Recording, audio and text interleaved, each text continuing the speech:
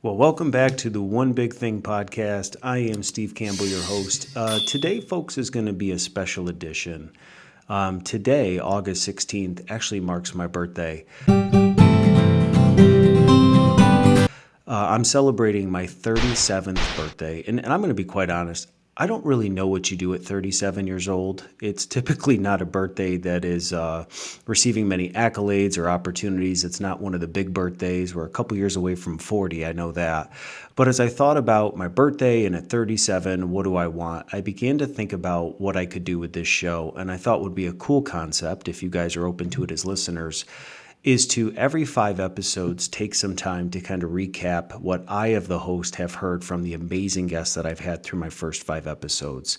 So if you'll bear with me as part of this special edition, I'd love to look back at where we've been so that if you're new to One Big Thing, you can know what to look forward to.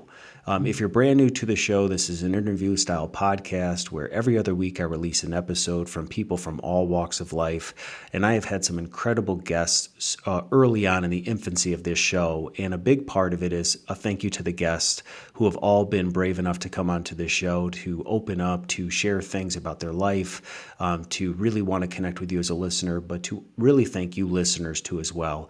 The feedback that I've received over the last several months has been incredible for those that have tuned in. Either maybe you found this show because one of the guests was somebody that you looked up to, that you were a fan of, and you wanted to listen to them. Maybe you're a family friend that wanted to get out and support the show. Any way that you found it, I'm just glad that you're here. So I thought it'd be fun with this birthday to kind of recap where we've been over the last 5 episodes and maybe give you some details. If you're brand new to the One Big Thing podcast, this is a show that I'm super excited about and passionate about, encouraging, inspiring others. But if you love podcasts, I don't know if you're aware, but I also co-host a show with my business partner called Ditch the Suits. Ditch the Suits is a financial planning podcast where our goal is to help you get the most from your money in life. So whether you are somebody that loves money, you're not quite sure, or you're just looking for insights, you can check out Ditch the Suits. It's available through NQR Media on all major podcasts platforms from Apple, Spotify, Google, Amazon. It's even available through the NQR Media YouTube channel, so you can watch all of our episodes. And Ditch the Suits is released every single Tuesday. So if you're looking to move the ball forward in your life when it comes to your money, check out Ditch the Suits. But on this show, it's been an incredible outlet for me as your host to really, one, encourage myself, and two, hear from some incredible people, their stories of triumph, their stories of setbacks, and really the one big thing that they've each learned in this life that we can bring to you that can be extremely applicable to help you take a piece from every single episode. So in episode 1, we kicked it off with a bang. And why was it a bang? Because I had the absolute honor and privilege of interviewing my wife. She is my best friend, Stephanie Campbell. To you, I champion you. You are a Wonder Woman. I know this was not necessarily your place of feeling comfortable, but you did an incredible job, and the feedback that we heard from all of you was great. Stephanie and I really opened up our lives as married couple, as parents, to talk about really the concept. Our one big thing is that marriage and parenting is hard. And what I think we took away from that first episode, where I got to share a little bit more because it was with Steph, but typically in episodes since then, I've been more of just your host guiding your way. But in that first episode, Steph and I talked about the fact that we all get to choose our hard. We talked about how marriage is hard. And when you think about marriage, it really boils down to communication and how you talk with your spouse. And communication can go beyond just what you say. It's the way that you prepare your heart for them. It's your body disposition. It's the way you say things. Communication is so incredibly clear so that you don't miss expectations. We talked about how we want to honor our spouse. And honor is such a lost value today in society. We know what dishonor looks like because we see it every night in the news and on social media, and how vicious people can be. But this idea of honor, to really honor your spouse, is something that she and I, celebrating 10 years of marriage, are really fighting to do every single day with each other. We talked about the fact that parenting is extremely hard, but it's so worth it. To how we can begin to view our children really as our tribe or our people. We shared some insights from a fellow podcaster, Abby, who's got the M is for Mama podcast. If you're a mom, a dad, if you're looking to raise your kids, check out the M is for Mama podcast. She talks about all the time how we get the opportunity to view our children really as a privilege and is not something that is taking away from our life, and learning how to not speak death over our children. No one would ever do that, but we can subconsciously do it when we don't say say positive things about our kids. In that episode, Steph and I talked about how if you're not careful, you can scroll Instagram and Facebook and see parents who are looking for a coping mechanism by recording videos of their young kids having tantrums or teenagers being out of control and talking and almost bad-mouthing that part of their life and saying, I can't wait for the season to be over and, oh, toddlers are the worst. If we're not careful, that kind of stuff can begin to really affect our heart and the way that we view our kids. So from Steph and I's point of view, we are working really hard. We're not perfect all the time because our kids can be crazy. Again, if you're new to the One Big Thing podcast, I can't even remember which podcast I'm doing these days, folks. But if you're new to the One Big Thing podcast, Steph and I got 4 kids, a 7-year-old boy, a 6-year-old boy, and identical twin girls that are 3, and they're crazy and they're beautiful. It's so easy sometimes to find yourself getting lost in moments where things seem to be out of control, and it's so hard in that moment to want to speak life and to remember that these kids are trying, but to really try to step back in those moments and realize that they're trying to add value to your life. They're trying to be independent too, and just be careful that we're not flying off the hinges all the time at them because we're not first checking our heart and what's going on with us. So learning how to speak life over our kids. And then she talked about, obviously, as a stay-at-home mom, but I'm going to bring it more towards the fact of just being human. Being human is also really hard. We need to learn how to take time for ourselves. We need to learn how to self-care. And when we say self-care, we're not talking about the weird, worldly, trippy things that people can get caught up in, but really just monitoring your own heart, your own emotions, taking every thought captive, understanding where thoughts come from in your mind, and learning how to recharge. Recharge by unplugging, getting away. We talked about journaling quite a bit in that episode. So if you missed episode 1 talking about marriage and parenting, the feedback was incredible from many of you that watched on YouTube, but also listened. Thank you for championing my wife. Thank you for supporting her. We appreciate you guys for doing that. In episode 2, we transitioned and pivoted to my good friend Rachel Jenks. Rachel is living out in Denver, Colorado. She is rocking it out there in the mountains. She had talked about really your identity. That was her one big thing. And we had really discussed over that hour together about how your identity is not found in what you do. She had shared her journey of wanting to be a ballerina and how that transitioned into marketing and how that transitioned into trying to save children through trafficking, and how at every season of her life, if she wasn't careful, she was realizing that her identity was getting wrapped up in what she did, not in who she was as a person. And again, we try to give you practical insights. So she and I went back and forth about, well, then how can you begin to understand your identity and who you are as a person? And I think it really culminates to this idea of that you as a listener were created on purpose for a purpose. I've had the opportunity to travel a little bit. My wife and I went on a missions trip back in 2019 to Ghana, Africa, and just being able to be in another part of the world for 2 weeks and serve the people there. I've seen people from all walks of life, people that have absolutely nothing and have all the joy in the world. I've experienced people that have everything on paper and are yet bitter and discouraged. It doesn't matter what is in your bank account or what assets you have, or whether you're single, whether you're married, whatever those things we use to define or make us think as our foundational pieces of who we are. You are so much more than that. And again, this is where I get deep on this show, whether you came from an upbringing where your parents were involved in your life, maybe you had a single mom, a single dad, maybe you had loving parents that loved you like no other, maybe you were abandoned as a kid and you were orphaned and adopted. No matter where you are, we talked about in our show that your identity is really formed even from your early years, and many times from authority figures, teachers, instructors, employers, people that have the ability, parents, to speak life over us and don't realize what they're saying.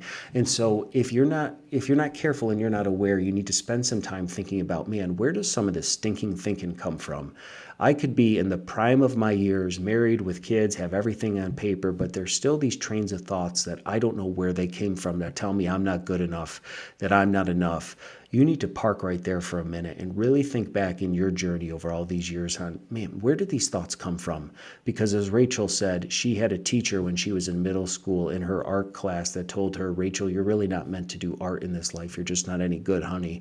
And she had no idea how those single words and her moment of vulnerability shaped her for 20, 30 years. And I know it's easy maybe to sometimes to laugh at individuals and think, well, how could you let that, bother you for all those years? But we all have that, those insecurities that we need to learn how to take control of and take captive of. So if you missed her episode, we talked about spending time journaling again and talking about writing down words and adjectives that come to our mind as we reflect on our journey, on our purpose. And that segues perfectly into episode 3. And I loved how these episodes have kind of stacked on top of each other. As I was scheduling out these guests, I had no idea necessarily where each guest wanted to take it. But in episode 3, my good friend Brett Magpiong, who is also an Amazon bestseller, came on to share his story, share his journey. We talked about his book, The Delta Theorem, which you can go buy on Amazon. It's an incredible read. But what was great is he kind of built off of where Rachel was going with this idea of purpose. And in his show, he and I talked about living on purpose. Perfect segue from what Rachel talked about. And Brett, in his book, The Delta Theorem, has developed really this equation that if you just listen to the show at first can seem overwhelming, but it's really simple to understand. A way to become fully alive, which is the whole point of his book, right? Rachel and I talked about living on purpose with purpose. Well, Brett takes it even a step further and talks about how to become fully alive. We had talked about how in that episode, just because you have breath in your lungs doesn't mean you're actually living. It doesn't mean you're alive. You have to purposely be doing it in a way, in a framework that he provided, which I thought was incredible, is you need to take the 3 P's in your life, what he defines as your principles, your priorities, and your passions, right? And we need to multiply those by effort and divide it by our failure. And let me walk you through what each of those were in case you missed that episode. So we want to recognize where we spend our time. This reveals our priorities. We want to take time to write down our principles. What a great exercise if you've never done it before. Sit down and write down what you really value and what is a principle in your life. Because as he and I talked about, if you don't write down your principles and your values, then you're going to allow other people to define what you value, and you don't want to do that. So we want to spend time writing down our principles. We want to recognize where we spend our time, which reveals our priorities, whether we're parents, whether we're married, whether we're coaching, whether we're in business. Where we spend the majority of our time really reveals our priorities. And we want to think about what we love to do. This really reveals our passions. So those 3 things, principles, priorities, and passions, are the foundation or bedrock as to how to become alive on purpose. But it needs to be multiplied by E, or what Brett referred to as effort. You got to do something about it. And we had talked about how even if you have your principles, priorities, and passions lined up, but you do absolutely nothing, you don't go out every day, you don't get off the couch, you don't get out of bed, you don't take chances in life, then you're never going to be putting yourself in an opportunity for life to come to you and doors to open. So you need to multiply it by effort. But the equation didn't end there. We talked about how that all has to be divided by f squared, or really, as he talked about in math, we don't really understand how it works, but when you take a negative and you square it, it actually becomes a positive. So the f in the f squared stands for failure. We all have things that we're not proud of, whether they were done on our own right or somebody else did them to us. We all have experienced failures in our life, but we can't allow failures to define us. They actually have to become things that propel us into the destiny that, as Brett talked about, as people of faith, we believe that God has in store for each one of us. So in those first 3 episodes, who knew that marriage and parenting is hard, that you need to discover that your identity is not found in what you do, but it's who you are as a person. And then there was a perfect segue into discovering how you can become fully alive by understanding this framework for understanding your purpose. Number 4, boy, first international guest, Bradley Rose of Peloton, my first guest from London. Peloton was gracious enough to have Bradley come on. Bradley and I have been using a Peloton for the last 2 years. He was an instructor that I just really enjoyed taking his classes and was so fortunate enough that he was willing to come on the show. We had talked about how I literally just DM'd him on Instagram and said, Bradley, I love who you are. Would you come on my show? And we had to clear a little bit of compliance with Peloton. But what an incredible story if you missed his episode 4 on being a rebel.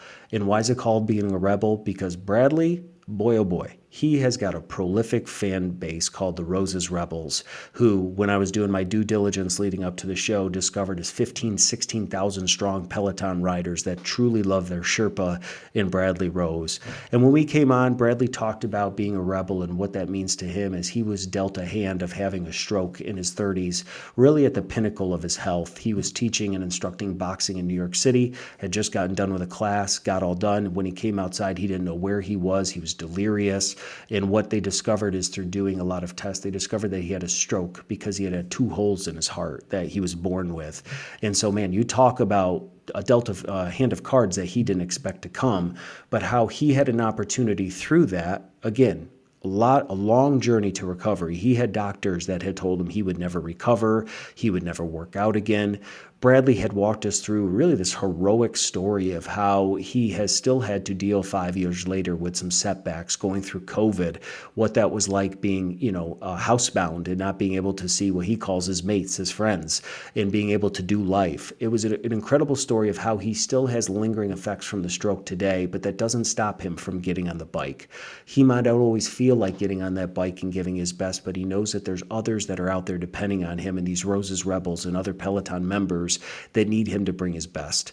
And so it was an incredible story for somebody who, in our episode, the one big thing was that many times your setbacks, and this was common with every guest through the first few episodes, it's your setbacks in life that can really become your setups. But you have to be in a proper framework to really understand that and truly appreciate it. And what that is that means is that your heart is able to see life through a different lens. You're able to look at your situation and not become embittered or become angry that why did this happen to you? Because many times being human isn't fair. Being human is hard. There are things that happen to all of us, whether it's a health scare or maybe you were let go from your job or you lost a spouse or a child. There are certain things in this life that none of us can explain, but it's what you do coming out of that that really defines who you are as a person. So if you missed episode 4 on being a rebel, go back and listen. I will warn you, Bradley likes to drop a lot of F-bombs, so we do mark the show as explicit in case you're listening on this on your Alexa in your home with your kids, because I know I have a lot of family and friends tuning in. But go back, support Bradley, listen to episode 4. And then our latest episode that we just had, Being a Champion with Jim Stagnita. Jim is a 2-time Premier Lacrosse League winning champion coach.